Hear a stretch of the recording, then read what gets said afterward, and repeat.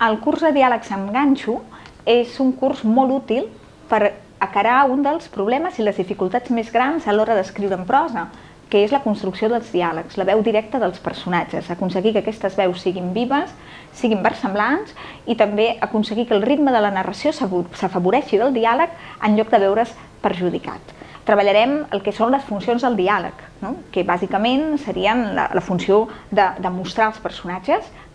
Els personatges als que escriviu sabeu que els mostrem a través de les seves accions, les coses que fan, però també a través de les coses que diuen o pensen. Que els diàlegs no siguin banals, que siguin significatius, que estiguin al servei de la causa, que vol dir al servei de la història, i després treballarem com fer avançar la història a través d'aquests diàlegs,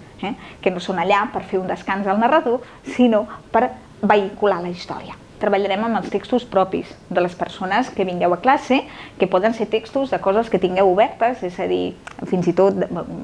diàlegs de novel·les o contes que tingueu entre mans, però algunes també seran propostes meves per acarar alguns aspectes concrets del que seria la construcció de diàlegs. I una cosa molt important, estem parlant de diàlegs per la narrativa, no diàlegs pel cinema. Per tant, una cosa que també treballarem molt és la relació que estableix diàleg amb veu narrativa. Això és molt important,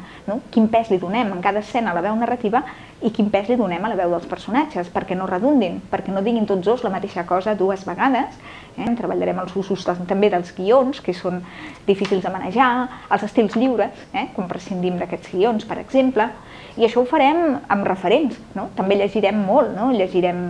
Carver, llegirem Salinger, llegirem Angela Rickman, llegirem Lispector, llegirem Rodoreda, llegirem autors i autores que han excel·lit en l'ús del diàleg i de la veu directa de personatges. També treballarem els registres i veurem que un diàleg natural no vol dir la reproducció d'allò que fem al carrer, que escriure un text literari no és fer de sociolingüista i reproduir la parla del carrer, perquè això no funciona, perquè quan parlem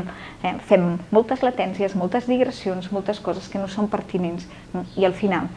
el punt de partida de la creació potser és la vida, però mai és el punt d'arribada. Espero que ens trobem en el curs i que puguem construir diàlegs plegats i reflexionar sobre tot plegat.